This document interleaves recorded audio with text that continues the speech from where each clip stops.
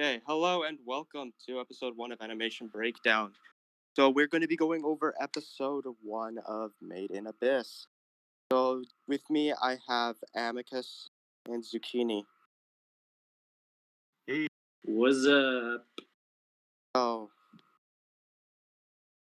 Um so basically how this is going to work is that we're going to be looking at the technical aspects of what makes Made in Abyss a good or a bad series. Spoiler alert, it's good. So most of these are going to be pretty positive. So as you can see on screen, I have several categories. By several, I mean I have a lot of categories. So we're going to talk about each one of these categories. We're not going to spend too much time on them because I don't want this to last too long. So these have been divided into 5 different sections. So hopefully this will flow smoothly. We'll be able to transition from part to part relatively nicely. So let's not waste any more time. Let's get this started with the concept of Made in Abyss. Oh. What is the concept of Made in Abyss? There's a town, and it's situated around a giant hole, and people don't know what the hole really contains, but they like to go down it and get a bunch of stuff from it. Right. So Amazing. it's a pretty basic concept, but it's a very intriguing one. Yeah, for sure. So we're introduced to several key elements. We have the titular abyss. We have the concept of cave raiding. We have relics, and we have our cast of characters. We'll talk about the characters in a little bit, but let's talk about the different elements that we are introduced to. So the abyss is probably one of the most fascinating story elements I have ever seen. Mm-hmm. It's kind of like a combination between Lovecraft and Studio Ghibli. So good. Yeah. That's like the best juxtaposition. When you put it that way, it actually makes a lot of sense. It's just such a weird combination to think about. Yeah, it's like the terrifying horrors of the unknown, but Beautiful, listen to this terrifying. soundtrack. Look at these trees and this mist everywhere. It's beautiful. Oh yeah, the beautiful terror of the abyss. Sublime. Sublime indeed. Right, so we don't really know much about the abyss besides the quite literal surface level element of the abyss. Mm-hmm. The only thing that we know about it is that it's a kilometer wide. It's existed for a very long time, since the town of Orth has only existed for 1,900 years, which is a very long time. And it's deep, very deep. Nobody knows exactly how deep it is.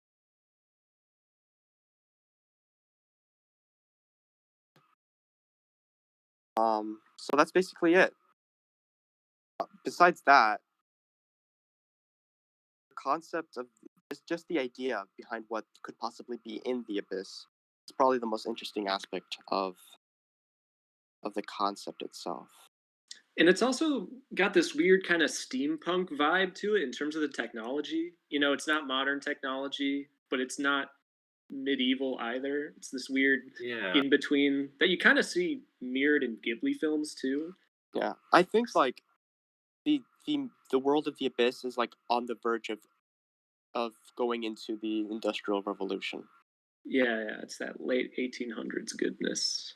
However, the technological advancements made in regards to the relics, which is the other intriguing element, is quite fascinating. So I think, okay, so the relics themselves are powered by some sort of mysterious source of power. It's obvious that it's not electricity because of a specific scene that I will talk about in just a moment. And like, okay, I'll just get into it. So the green lights that are emitted by various objects, such as Rico's helmet, and the light that was lighting up the room in that one scene where they were waking up Reg. Those are powered by some sort of mysterious relic, something. Who knows? Yeah, I love And those the lost technology kind of aspect to it. Yeah, I always love that kind of theme in stories. It's Yeah. like exploring lost civilizations, finding all this crazy stuff. and like trying to figure out how it all works. Yeah, We know it's not yeah. electricity because when the power went out in the orphanage, the green relic did not go out. So Yeah, well, I mean, beyond that, you know that it's not electricity because if it was electricity, you'd think that they would like understand them a little bit, that would relate to it. But I mean, it seems like they've invented electricity, and these things are still presented as utterly mysterious to them. Yeah. No one knows how to harness it yet. And we as the viewer have absolutely no idea what it is. And this isn't like some sort of dramatic irony. We're in the same boat as everyone. So, the concept of Made in Abyss is just fascinating. It's probably it's the core appeal of the series as a whole. So I'm gonna give it a 10 out of 10. I'm going to be bestowing a number of 10 out of 10s throughout this talk. So get ready for that. real. Yeah. We're gonna be doing a lot of 10 out of 10s over the next 13 episodes. Yeah. Oh God, right. So the concept is great, but how well was it executed?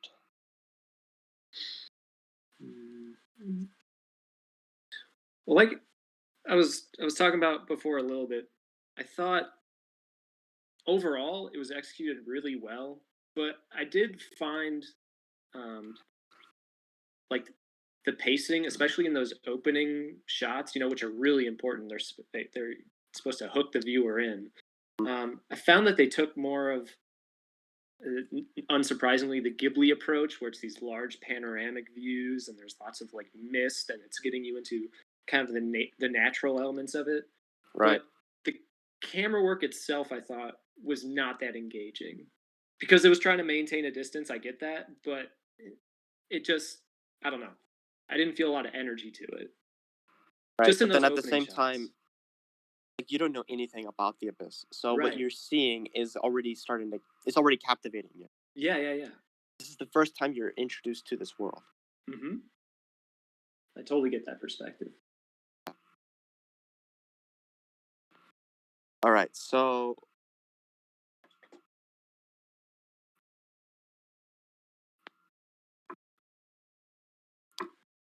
okay.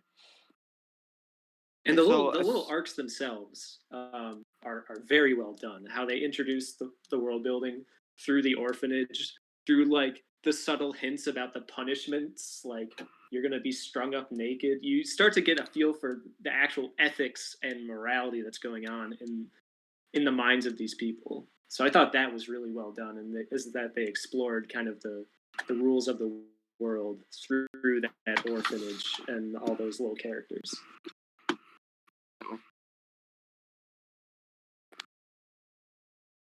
all right, so beyond just introducing a really fascinating concept, they did a really good job introducing. They could have just given you a big exposition dump, telling you about the world, or telling you about this and that. But they introduced it to you in a very engaging way. Yeah, it's like show don't tell or whatever. They're just like there's a lot of events that happen in the episode that are kind of indirectly hinting at a lot of stuff in the world without just characters fucking dumping that shit on you. Yeah, I thought the opening credits was a really nice touch. Instead of going straight to the OP, straight to the the hype music, Yeah.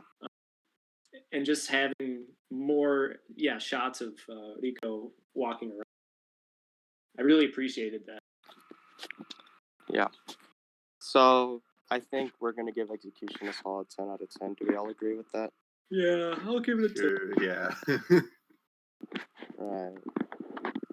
So let's talk about the narrative aspect of Made in Abyss, the story. How well did these elements that we've been introduced to work together in order to tell a story? Because we could be introduced to this world. That's cool. We can be told about it. But do we get some sort of compelling like story through it? Are we reading a manual or are we reading a book? Right.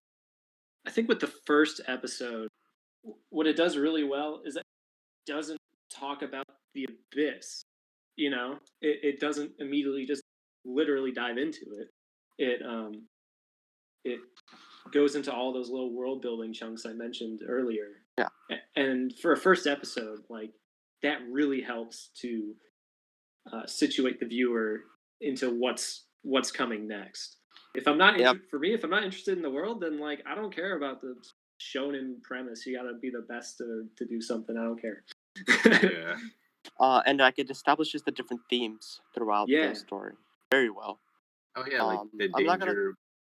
Yeah, Mhm. I don't want to go into detail about what those themes are because I don't want to rehash on what other people have mentioned already. Yeah, Right. gotcha. Yeah, you can just read a synopsis. Yeah, but I think that being introduced to the abyss, then kind of going away from the abyss, being Mhm. introduced to these characters, and kind of giving an idea of what these characters will eventually do, and then returning to the abyss at the end of the episode is a genius way of telling a story. Yeah, it's like Yeah. it's like an exaggerated sort of day in their lives kind of thing that gives us a real picture of what the world is like. Mhm. Yes. So I'm gonna give story a 10 out of 10. Yeah, There man, really isn't much else to say about it. It's a really, really good first episode. It tells us just enough without revealing too much. The Mhm. little exposition that they do give at the end is a nice way of tying up the first episode. Exposition is not always bad. No. If you do it right, and if you make it brief, then it can be really good. And I think that the first episode, instead of boring you, or the exposition at the end of the first episode, instead of boring you, it kind of hypes you up for this series that you're going to be watching. Yeah, exactly. I thought it was a really wise move to make the whole sort of thing in media res, Yes. as opposed to starting with that. Ugh, that would have been annoying. All right, now let's get into plot progression. So, how was the story paced? How was the world building elements placed into the story? How seamlessly did it flow from scene to scene?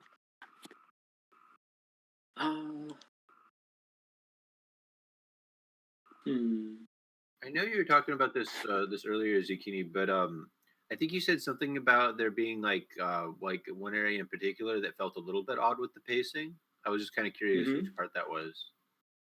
Oh, I was just talking about the literal opening shots, but that was me just being kind of hyper focused and maybe like trying to find some more energy out of it. But the fact that they chose the more relaxed approach, it makes sense to me.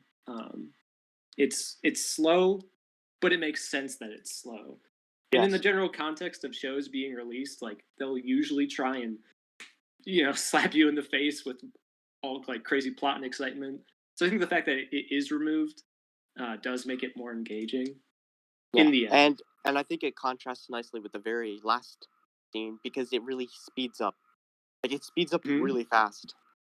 Oh God, Um, Like and I think just the speeding up kind of builds this hype, and it wouldn't be able to speed up as fast as it did if it wasn't so slow in the beginning. for sure, for So sure. so that contrast sells you that this is going to be a good show. It's the first episode that kind of sells the rest of the show to you very nicely. Hmm. But I do think it gets a little slow at times. I think it's not very consistent. I think the scene with the kids waking up Reg is a little bit slow. Hmm. And I feel like there's a lot of anticipation that gets built up, especially with the fact that they kind of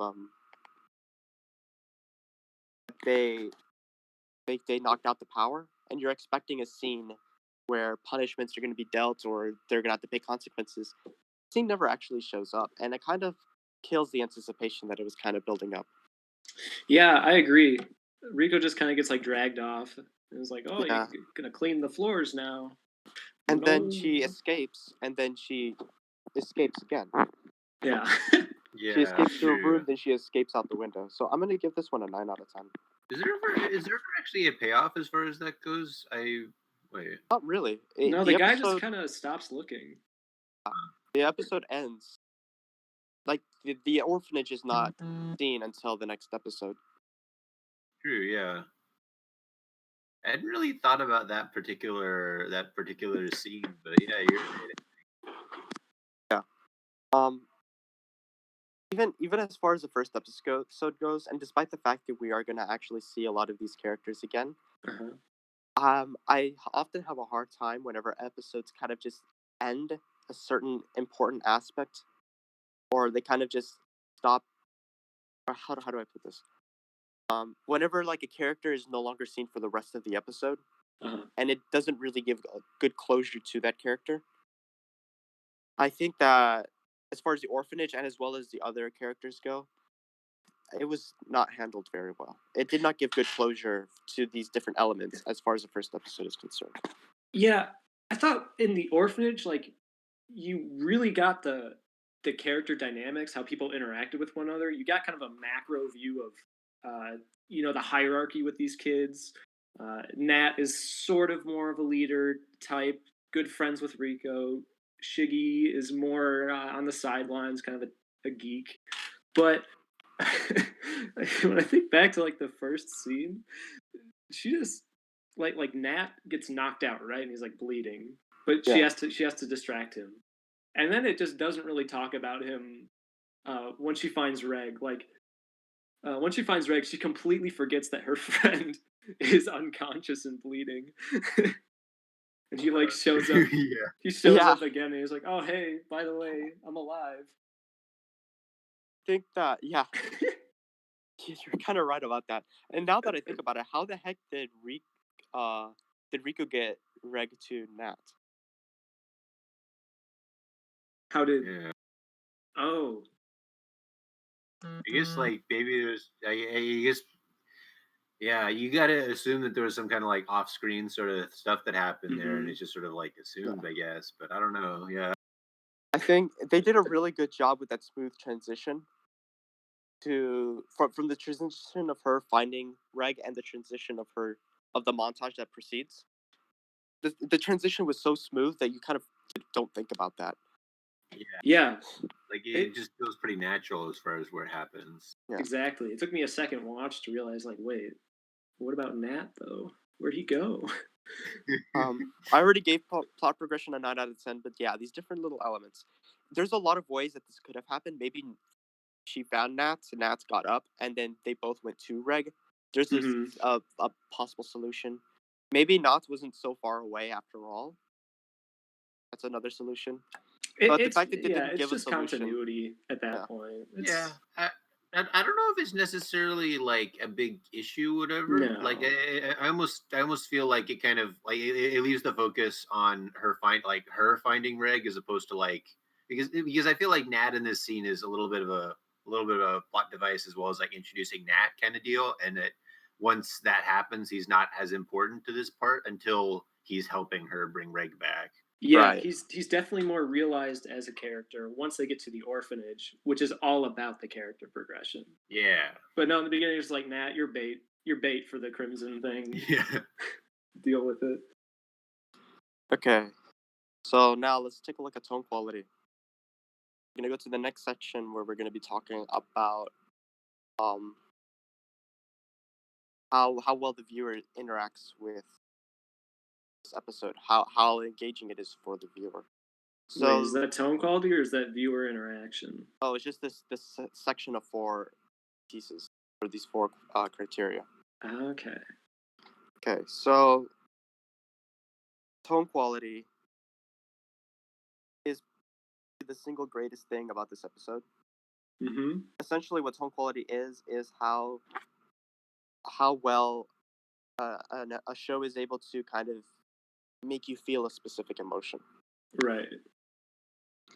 And tone quality and feeling that emotion, specifically the intrigue of the mystery of the abyss, is the single strongest element in this first episode. It's what sells the first episode, the Mm-hmm. intrigue of the abyss.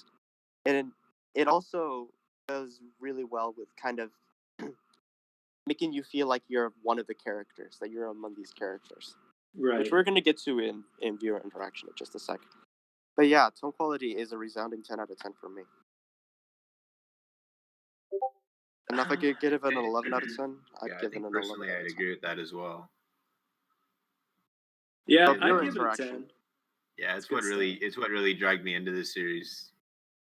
definitely. It's the Abyss. It's yeah. Especially finding the relics. That was such a good scene. And she like, oh my god, she finds like, oh god, what's the word? Like a mummified person praying, and she's like, Oh oh, I yeah. haven't seen that in a while. She prays, Yeah. and like that one threw me for a loop, but it made me realize like, okay, these are the stakes. Like Yeah. these kids they're more familiar with death than a normal kid would be, right? Yeah. Yeah. Let's not get ahead of Like you said, ourselves though. We'll get to this in characters. Oh yeah, you right. I think I think as far as the like what you mentioned about like I had something I wanted to say. It was to do with the it was to do with like finding the relics and Mhm. like specifically the person praying and all that stuff.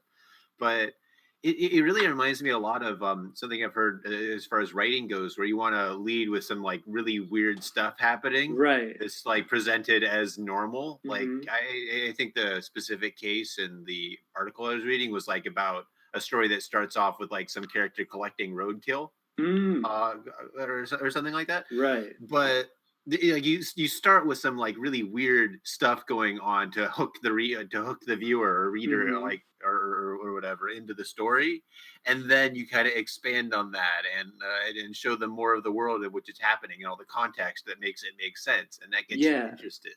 The tone of this show is definitely it's not subtle, right? It is going for epic and it is going for Ghibli vibes.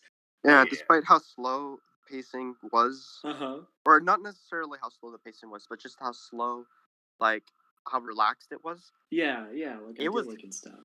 it was really impactful because of all these Mhm. elements that you're introduced, which kind of contrasts. It kind of balances out the bit of the relaxed pacing. Yeah. Yeah. Good stuff. So viewer interaction. I don't know what that means. yeah, All right, same. I'm let me kind of explain. curious. So did the story kind of allow you to be part of the scene, or did it kind of like push you out? Was it easy to be immersed into the story, uh or did it kind of like was it kind of hard to be immersed into the story? Did you focus Huh. too much of the outside, like outside your screen, or were you actually able to be zoned into the? That's basically what it means. um I'm trying to think of like the first time I watched this because with the second time I was actively trying to look for things to think about. So I was a Right. little more removed. But I think like I said before, the camera doesn't really go into many of these first person sort of angles. And I Yeah. guess that would in a sense technically get you more distance, but I don't want to keep saying the Ghibli word all the time, but like it just reminded me of all the those movies I used to watch as a kid. It just gave me like a huge wave of nostalgia, essentially looking at those really detailed nature shots, and yeah, that definitely pulled me in. Even though there weren't any characters to it, you were just more pulled into the world than I didn't really care about Rico. Yeah. Well, unfortunately, you're gonna have to care about Rico. She's the main character. I know. Well, we can express your complaints in the character section. All right. So, um, I when I first watched the episode, I was able to watch the first like it went by. It felt like it went by really fast because of how well immersed I was. Yeah, for real. If you're able to watch something and then you just like, oh wow, it ended. That means that you were well immersed. Mm-hmm. The first episode really did that for me, and I think I Yeah, think same.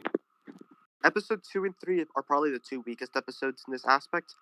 But then after that, it just gets better and better and better as they actually do certain things that I will not mention because I don't want to spoil anything just yet. I gotta rewatch them. Yeah. See what you mean. But yeah, we're getting way ahead of ourselves there. I'm gonna Hmm. give your interaction a 10 out of 10. Although I would probably give it a 9.5 out of 10. But yeah, I'm just gonna give it a 10 out of 10. As I can. Yeah, because even when I was trying to write down things to talk about, find myself staring at it and feeling like, oh, 5 minutes passed by. Okay. Yeah. So, Introduction. Especially on this first episode for me. yeah. Like I think there's like a couple of the later episodes, like I'm not gonna like go into details or whatever, but like I think there's like a couple of the later episodes that like the pacing and stuff like that kind of like pushed me out of it a little bit just because like it felt a little bit slower. Yeah, But this yeah, first yeah. episode especially really like even on a second watch pulled me in and just kept me going throughout the whole thing. Even on my like sixth watch of the episode, Yeah. I was still invested. It's a good episode. It definitely has very strong rewatch value. All right, so Look at introduction who and the ending, director is. and also, so introduction and ending is basically the first and the final scene. So let's talk about the first scene because it's first on the list. Very good opening scene, in my opinion. We have kind of already talked about the in media res, and we kind of talked about how like there's no exposition. So, in my opinion, it was a very, very strong opening scene. However, like you said, and I kind of do agree with you about the camera shots. Um, not the most interesting camera shots in the world, and that's because they aren't really. They're kind of trying to focus away from the actual abyss, and they're focusing on certain parts of the abyss, just to kind of foreshadow the abyss. I can't really fault the camera shots because of that. Right. And we also have to take a look at animation limitations. You can't really rotate the camera because you need to create a 3D environment in order to do that. Actually, some of the shots were 3D though. The Like- final shot was 3D. The final shot was 3D. I'll go into this more later in the animation section, but some parts of the actual environment they made 3D, and I found that really just crazy. It was crazy cool how they were able to make it look basically 2D, but if you looked at it enough, you could tell that the perspective was like too dang perfect to be replicated by animator hands. But yeah. We'll get to that in animation. So, I think that it was a very strong introduction scene. I kind of want to go a little bit faster, so I'm gonna give this the 10 out of 10 that it deserves. All right. However, I think the ending was a better ending than the introduction was an introduction. Yes. Oh, absolutely. I think this is Yeah. by far, from what I've seen, except maybe The Promised Neverland, but we're going to talk about that one at some point in the future. I haven't seen that. I think the ending, this is the strongest ending of a first episode I've seen in a very long time. Yeah, like comparing it to the introduction, there's really just no comparison between the ending and the introduction of this episode. Exactly. It's kind of not of gutsy how laid back they went for the introduction. I'm just rewatching it, and then you look at the compared to the ending where it's this downward shot and the music is all swelling. But, Yeah. Yeah. And then the exposition gets you all hyped up. Mm-hmm. So I don't think that there's a contest. That ending gets 10 out of 10. Definitely. Yeah, it's all like leading up to this like very kind of. And also casual, the like, scene you know, where the just sun walking is up. rising on all the houses as well. Yeah. Oh yes. Like the way the light kind of slowly hits all of them. This is so. The way the Hana Zeve Karadina plays as well in the background, I guess. That's the name of the song. We'll get to that in music, because I definitely know what I'm going to be giving music here. Yeah, the music in this, Kevin Penkin is just amazing. Mhm. He does such good sound. Getting ahead of ourselves. Let's take a look at our characters. Rico, Reg, Not, Shiggy, Leader. We have Headmaster, Kiyui. A lot of characters. Crimson Splitjaw. I guess he counts as a Crimson character. Splitjaw is a character. I just find that funny, but it makes sense. The Abyss. Uh-huh. Character as well. Okay, so Rico, whether or not you like Rico, she has very good, like, she feels like an actual character. She feels like I'll feels give like a that. girl. Yeah. And whether or not you like Rico kind of depends on whether or not you like young girls. That did not come out right. Oy That's not vey, the that's a wording you want to use yikes for right that. there. We do not endorse any implications that comment may have. But it is whether or not you like the personalities of young girls or young children. Yeah, it's like the kids are the main part of the plot. They're the main characters. If you're like, oh, I'm jaded and I only like mature shows about politics, of course you're gonna hate this thing. This is But then at the just same time, it's very mature. right. The Oh charac- God, yeah, that's where it hits you. yeah. The fact that the children are children, they act like children, and they make decisions as children do, Uh-huh. makes this show mature. I think it's more immature to make children mature than it is to make children immature. Have fun with that sentence. Wait, Oh God. rewind. So I love how the characters do not act like they're adults. Yeah, They're not very rational, and I think that's a very strong strength of the characters. mm-hmm. Yeah, they're not very rational, but they make very important life decisions. Yeah, And they're very they're like going to affect. yeah. I think these are some really really strong characters. So I'm gonna give the characters 10 out of 10. Yeah, I think one of the aspects about them that I really liked was like they're kids, and they're, as you're saying, they're making these like they have these like sort of childlike motives and stuff like that, of like very idealistic kind of worldview, Mhm. all that shit. But they have a lot of like, it's not like a typical like kid show of like, oh, there's like a bunch of adults around actually making all the important things, and it's just these kids kind of like messing around doing silly stuff. Like they're making very important decisions Yeah, they're as they're kids. risking their lives going down to get basically money for the orphanage. It's not. Yeah. Although it's weird because even though like that's a very serious thing, they're treated totally like kids though by the headmaster and stuff.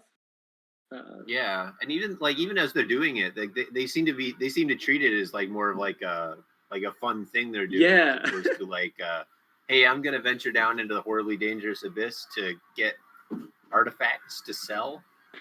Exactly. Right. They don't view it like that. I just realized something. Please tell me you've been recording. I have not. For fuck's boy, sake! I'm just man. kidding. I'm just kidding. Oh, okay. Okay. That was sorry. I went on a hook.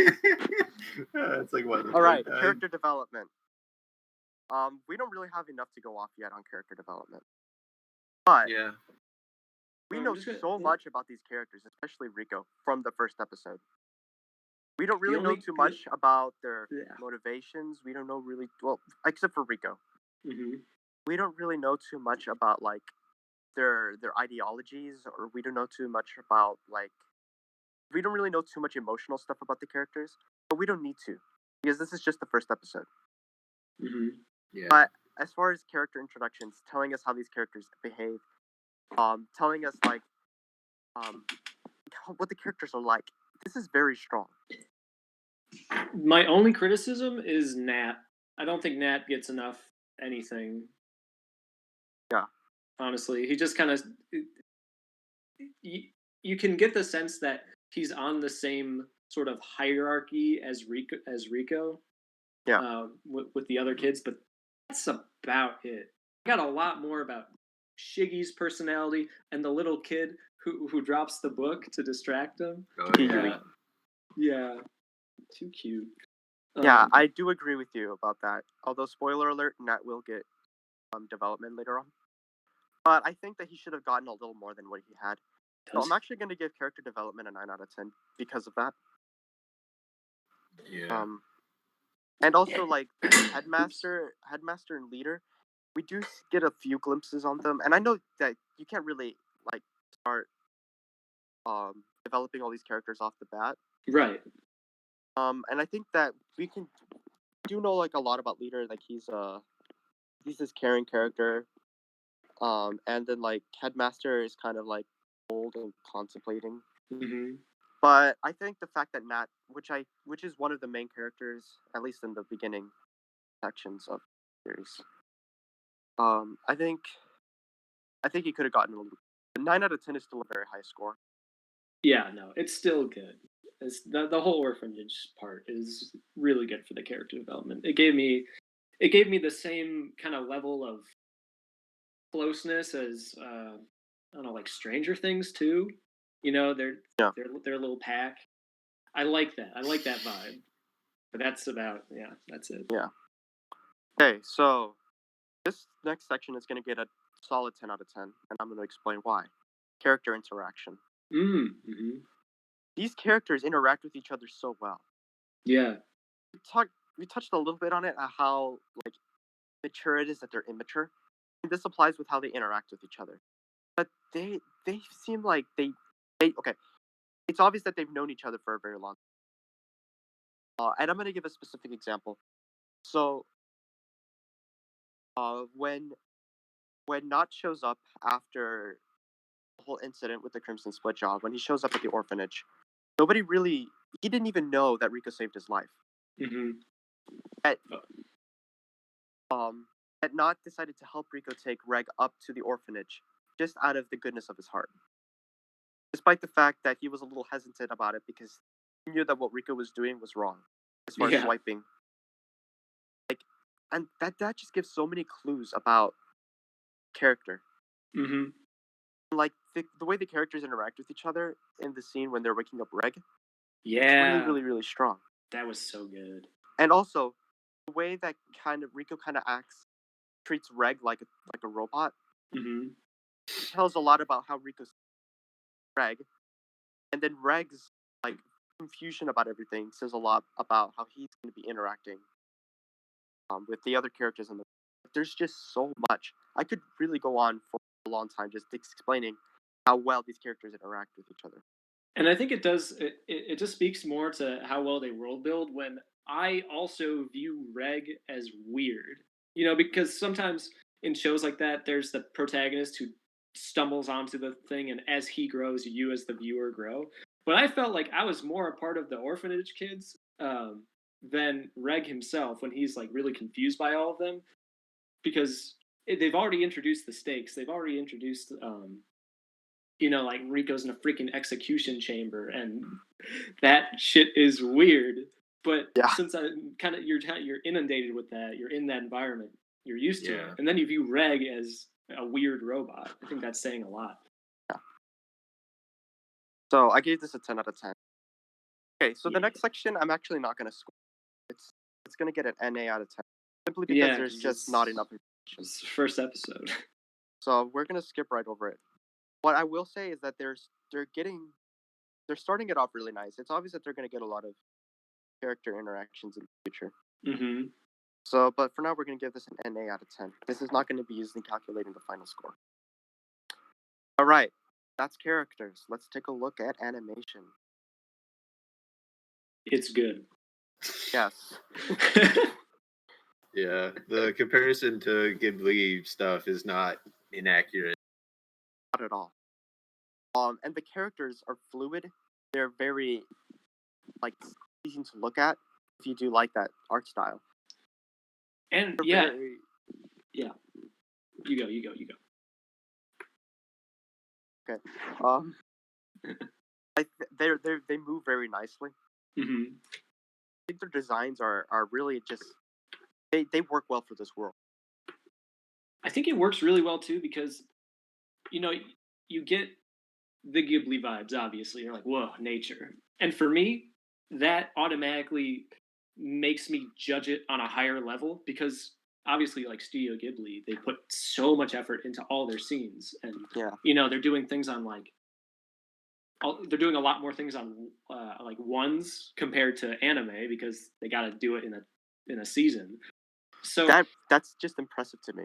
yeah, the fact that We're they gonna- were able to convey that same amount of quality, even Yeah. though they did not have a Ghibli's budget worth to do it. Oh yeah, and Kinema Citrus is a relatively They're unknown new. studio. Yeah, they're new. Yeah. Well, Did they're not. Shield Hero. They're not extremely new, but compared to other studios like Toei and Madhouse and Ghibli, they haven't Mm-hmm. been around for. So as far as character designs go, I love how compact they are. Like they feel very well rounded.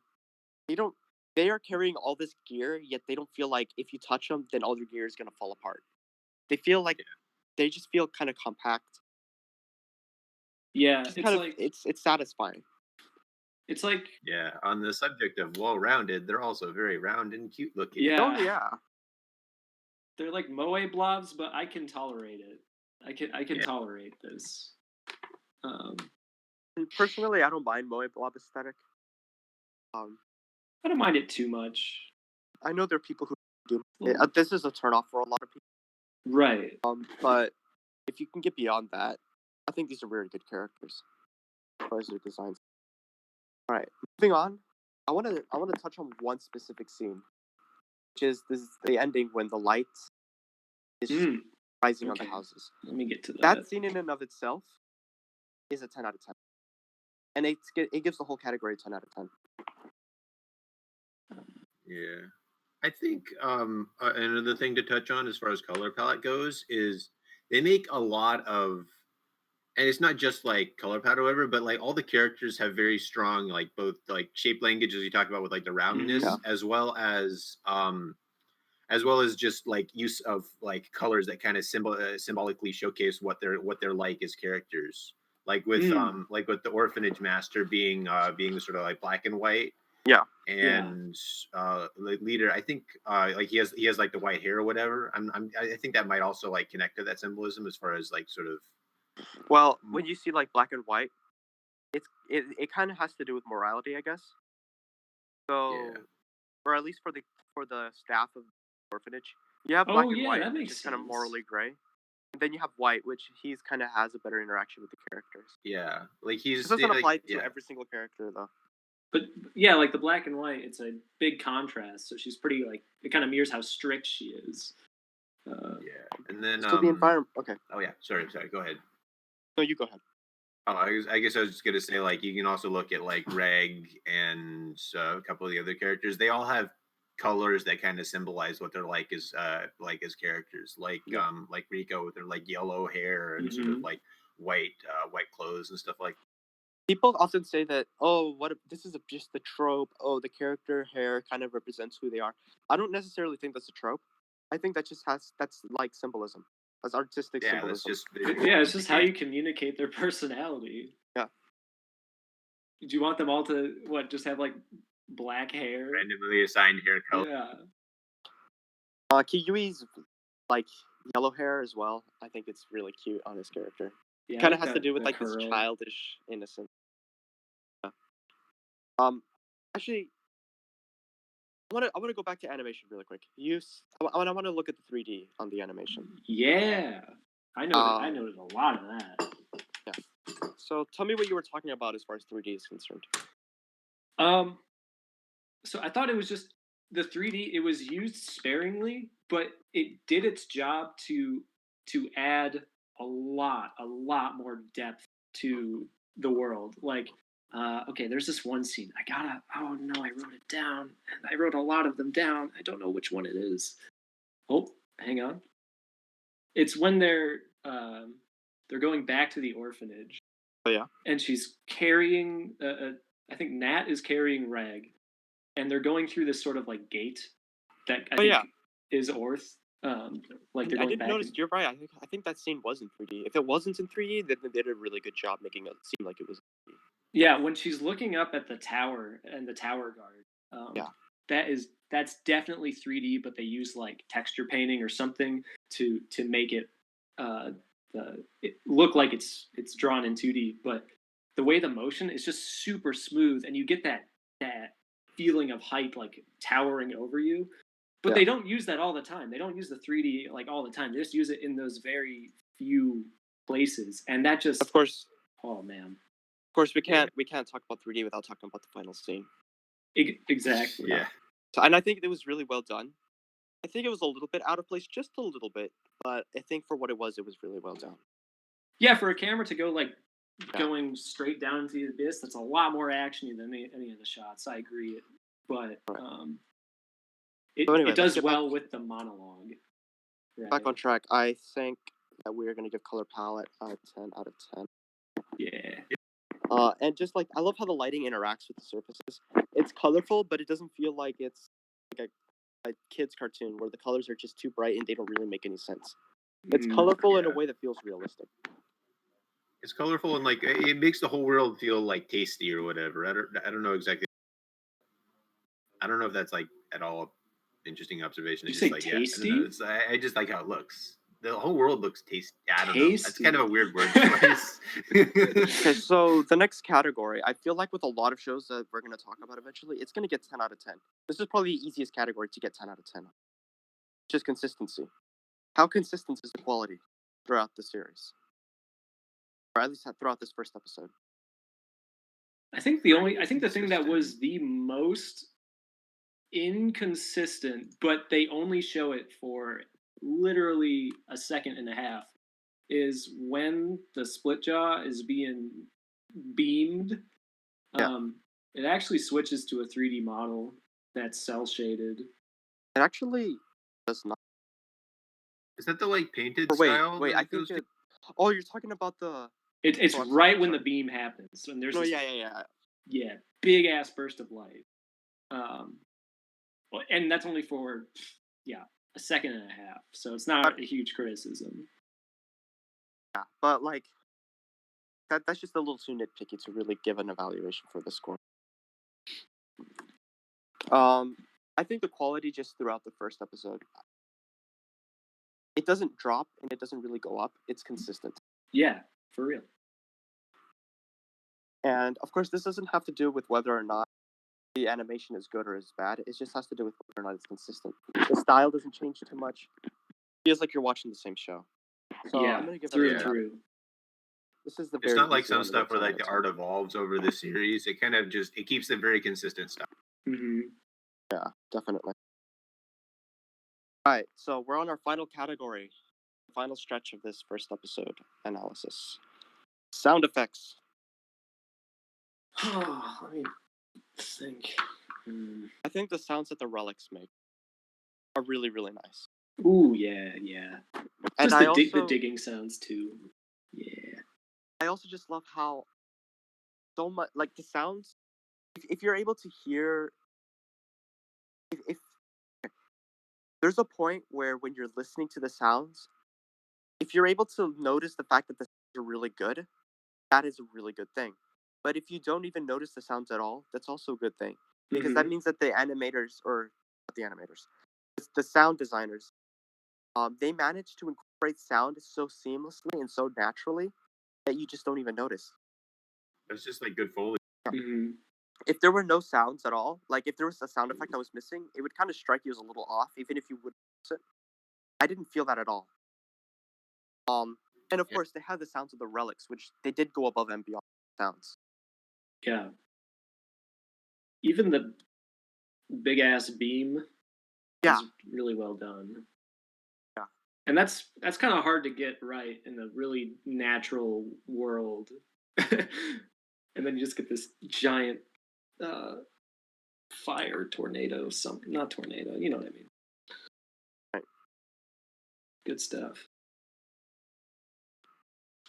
So I'm gonna give sound effects a 10. 10 out There of really 10, isn't 10 out of much else 10, to 10 say out of about it. 10. So many Very 10s. few things that don't have a 10 out of 10. A few things that haven't done. Okay, so this next section is gonna be a little controversial because there's a lot of shows that I have not seen in Japanese and only in English. So we're gonna consider both. Oh, you watch dubs? Yikes. I watch dubs from time to time. If I have, this is not in dub. I mean, I think there's a dub that is in production.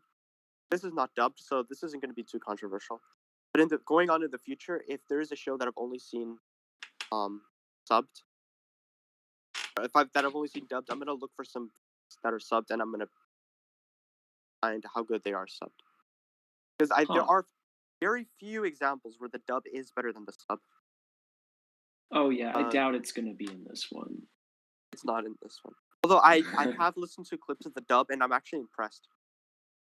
They're doing a pretty good job with the dub, even especially with Nanachi. They're doing a good job with his character, but we're getting way ahead of ourselves. We're getting way ahead of ourselves. Yeah, I thought the foreshadowing. Nanachi? Who's Nanachi? What's his character? I completely forgot that just episode 1. Ooh, what's that? Jeez, foreshadowing. Yeah. I mean, So, at least we're not doing a podcast literally like right after the show ended. It's been a while. Oh yeah, that would be. It's been a while. People should catch up with this 10 out of 10 show. But I thought the voice acting in Japanese was top tier, good stuff. You know, it sometimes like the anime schoolgirl really high pitch, it grates on me, I have to say. Oh. But this one, it was just so well done because it just yeah, made sense. definitely. Yeah. Characters. I guess. Sorry? Go ahead. Like, the characters sound like who they are. Yeah, exactly. They do. And Riko is annoying, so she sounds annoying. But she doesn't sound I think grated. Like, after, like, it's not something that you get Exactly. sick of after. Right. Yeah, I think for me, like I don't usually like notice a lot of voice acting unless it's like bad in some way. And like I guess the big thing for me is that I didn't notice, and like the voice acting didn't stick out to me as like, Right. oh, this is real bad. Yeah, definitely. Like it just kind of like it felt natural. It like it just worked pretty much. It didn't take my attention away from. Yeah, and since the Crimson Splitjaw is a character, he sounded menacing. Who voice acted Riko? Who voice acted the Crimson Splitjaw? I went to the studio and I'm like, I'm gonna be the Crimson Splitjaw. They're like, can you they're all like Nihongo ga hanasemasu ka? And I'm like, what? And then they're like Okay, imagine you're a flying snake that's real big. Make this. Yeah. Alright. So I think voice acting is gonna get a 10. It just feels so natural. It feels so fluid. Yeah. You know what else is gonna get a 10 out of 10? Everything. The music. Else? I'm just gonna give it a 10 out of 10 already. The music, yeah. The music. Yeah. I'm just gonna give it. Yeah. Let's talk about the music. It's honestly it's one of my favorite it's one of my favorite soundtracks. I am it makes me so happy that Kevin Penkin, I think I'm getting this right. He's Australian, right? Yes, Yeah. That's so rare to get a foreigner into the Japanese animation business. Like that is so rare. I know like the exception of 3 South people. Koreans. What? The exception of South Korean animators. Right, of course. Especially doing the in-betweens. Yeah. Yo, but like anyone watching this video on YouTube, go look up Made in Abyss OST. You can find like the whole thing's on YouTube at the moment. And while you're at it, look for Kevin Penkin. There's a video on YouTube that has a lot of the stuff that he made outside of Made in Abyss as well. Yeah. I was browsing his Wikipedia, you know, just to see what is this man? Who is this Kevin Penkin? And he's like, he says one of his biggest inspirations was the Metroid Prime soundtrack, and I was like, okay, this guy's got me. He's got a fan for life now. Yeah. And it really shows too. Yeah, definitely. I'm just gonna keep track with everything that he was involved in. He just did. Oh wait, no, that's Toby Fox. He's gonna be like the next what's the name of the famous composer? I completely Joe forgot. Hisaishi. The guy who does the Miyazaki music guy. I was thinking of somebody else. I completely forgot his name, and I feel so embarrassed. Yeah, I just wish they had like some way to, because like I was looking around online, and the only way to buy the OST for Made in Abyss is as like a disc, which I can't Hans use. Zimmer. So it's just Hans Zimmer. Yeah, he's gonna be the next Hans Zimmer. He's really good. He's better than Hans Zimmer. Oh no, I think. Yeah. Well, that's. Well, I think it's in different. I mean, I wouldn't say that one is better than the other. Hans Zimmer is extremely good at what he does, and Kevin Penkin's extremely good at what he does. Yeah. Yeah. Like but like this, the soundtrack of Interstellar, like both of those I really love. Yeah. Zimmer definitely, he's like nailed texture and like timbre in the sound really well. But dude, I don't really know in musical. I know at least one piece of animation that Hans Zimmer was involved in, so we're gonna be able to talk about him. We get to the Rango. Wait, he did music for an anime? He did music for Rango. It's animation. Oh, Rango. Oh, Rango. Okay. Hell yeah. I haven't seen that yet. Yeah, we're gonna we're gonna get to that. I mean, this series is gonna be more than just anime. It's gonna be about animation in general. Right. I'm down to do a review of Rango. I watched that a while ago. It was pretty. I should watch that. Yeah, you guys should watch it. I think the animation is good. We're completely off track. Let's talk about the final topic that we're going to be going into. Oh, wait, before we do that, let's just talk about. I'm going to point out two specific tracks. Mm-hmm. Actually, one specific track because one of them was the Underground River. Yeah. Cefa Karadina. The final track gets played. Oh, is that the one? I was about to reenact it. I'm not gonna. But it does the really high pitch. I'm not. Yeah, no, don't. Yeah. Okay. So that's the one. Just making sure. You guys are not allowed to sing because I don't want to scare away my audience. Yeah, it's not good. Stop, Zucchini, stop. And you just broke the one rule that I put into place. What? Okay. So, I just it encapsulates what made an. Yeah, if I remember correctly, I was looking online, like people trying to figure out like what I guess sort of like what the words to it are, pretty much as far as like what they mean. And if I remember correctly, Kevin Penkin actually released like a little bit of like a clarification on it, that it's basically just supposed to represent sort of like the hopeful voices of the abyss. If that makes any sense. In fact, if you look at the lyrics, it just says it's just like a lot of la la la lu. It's just like a bunch of 2-syllable jargon. One syllable. Yeah. There's a few other tracks. There's one called Slayer. I think is a really phenomenal track. There's another track that he made called Made in Abyss. Was that the first one that plays? No, I think the first one that plays. I'm not exactly sure what it's called. It might be the first layer actually. First, there's Made in Abyss is one of my favorites. There's a track, the very last track. We're gonna talk about this track in episode 13 because it only plays in episode 13. It's called Tomorrow, and it's by far my favorite track from this. There's this series. one. I don't know. Like I think Tomorrow's pretty good. There's some in here that I think I almost like a little bit more. Oh, yeah. To some extent, like I don't know. There's a lot of them that are just really good. And again, musical taste is subjective. Yes, exactly. There's Rico's theme is also really good. Called Those Everyday Feels. Oh yeah. I really dig that one. That one's really good. Rico's theme is good. Yep. I think I have Rico's theme stuck in my head right now. Yeah, the only criticism that I will say is Reg's Wakes. The track is called like Reg Awakes. I don't really think that one's very good, but it's still really good. It's like the worst of the best. Reg Awakes OST. Why am I Reg Awakening? If you just look up Made in Abyss OST, there's like a video attached a bunch of timestamps. You can click on whatever one you. I think the Made in Abyss wiki shows all the different music. Oh, yeah. Like it shows all the tracks that play in a specific episode. But contextually, Greg Wakes plays really good in the show, but in a vacuum, it's not very good.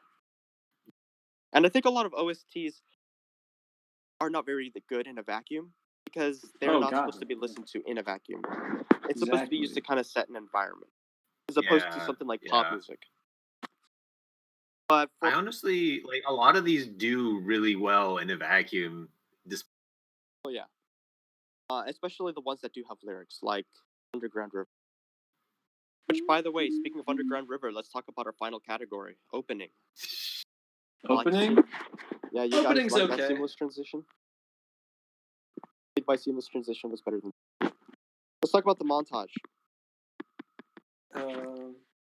Which is. Are we talking about the OP and the ED? Is that what you're talking about? This episode does not actually show the OP or the ED.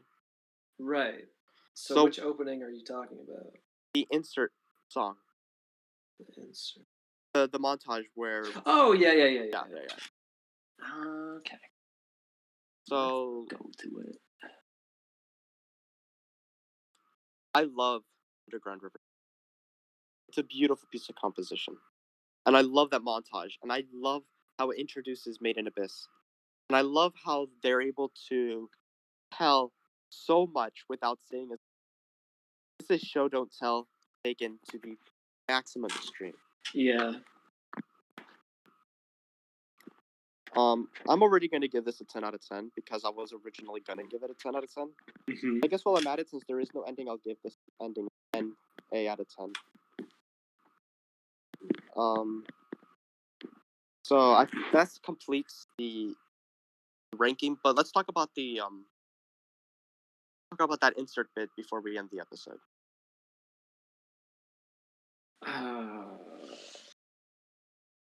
Well, you just mean the opening credits, right? I'm talking. Well, I guess. Which insert? I'm confused. Okay, so Should you give me a time?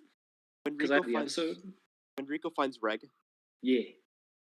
the bit where they find Knots and then they take him up to the orphanage. Okay. You know what I'm talking about? Yeah. Wait, And is then- that playing Underground River? That plays Underground River. Oh, I see. So I want to talk about that scene because I think it's like the most opening that we get out of first episode. It's really interesting that they use that for the opening, because I agree, it encapsulates it really well, because the first kind of sounds that come out of Underground River, they're sort of ominous. You know, it's a lot more lower tone, even I though think the it's got entire song is pretty awesome. Yeah. It's so peaceful at the same time. It is. It's ominous yet inviting. Yeah. University. That is such So good 3D. Just looking at the little 3D bits, I'm impressed. I gave it a 10 out of 10. I love that. For me personally, since you guys have a hard time remembering exactly what I'm talking about. So this video is going to be, and I'm imagining all future videos are going to be pretty long. If we're going to be following this like criteria list. Yeah, I think it could have gone on way longer, honestly, but yeah, for sure. So let's wrap things up. All right. So overall, everything's godly. I'm gonna find the average score. 10. We can 10, give 10, it how many digits of precision are we going Okay. to here? 1, 2, 3, 4, 5, 6, 7, 8, 9, 10, 15, 16, 17. Alright, so I think 15 of like stuff that actually has grades. Right, so the final score is 9.8 out of 10. Actually, wait, 9.9 out of 10. I want to say you guys are way too lenient, but then I think, what else would I rate it? Yeah, I'm just trying to think about like what would I take points off for? Like, there might be like a few areas, but there's nothing really major that I would like. Right, so there's our final rating. Okay, for just episode 1, yeah, that makes sense. If we were taking these, categories and applying them to the whole show, it'd probably be lower. It would hopefully be lower, or else I would just be way too biased. So what we're going to do actually is that we're going to take the final score of each episode. And then we're going to find the average of that final score to rate the show as a whole. I see. So episode 1, I've told a lot of people that episode 1, episode 7, episode 10, and episode 13 are the best episodes in Made in Abyss. So those are going to be the 4 episodes that are going to get the highest rating. Episode 13 is the finale. I'm going to make sure that I give really low ratings for that, so then it balances out. All right. Don't do that just right. Do it despite. So let's end things off here. Right. So does anybody have any final thoughts about the first episode? Just something brief. Beautiful. It's on an island. All right. Oh yeah, true. Those were very weird. Those were very deep forget words. about that. I appreciate you guys tuning in. I'm not sure when episode 2 will be recorded. It'll happen sometime in the future. I'll let you guys know. But I know it'll be around a week from now. So for all our viewers Sounds watching on good. YouTube, thanks for tuning in. Thanks for listening up. Make sure you guys like the video so we know that you guys want to see more. Make sure to subscribe so you guys do not miss out the next episode. And other than that, Yeah. Or you can like hop on. Actually, I don't know. I was gonna say something about Discord, but I guess I don't know how they would. I'll put the link. Yeah, I'll put we the could Discord advertise link in the Discord. description. So if you guys want to join the discussion, You probably need can like join. a discussion channel then, because we have a bunch of animation stuff. I but- will. If this Discord fills up too much, I will create a role. Ooh, rolls are fun. Create Makes a my role. name a different color. It does make your name. My name is Purple because I like purple. All right, so the end of the recording, guys. Nice. Nice. All right. All right, guys. It was fun talking. Hey, Take care. see you guys in the next one. Yeah. Bye. Yeah. See y'all. All right, goodbye.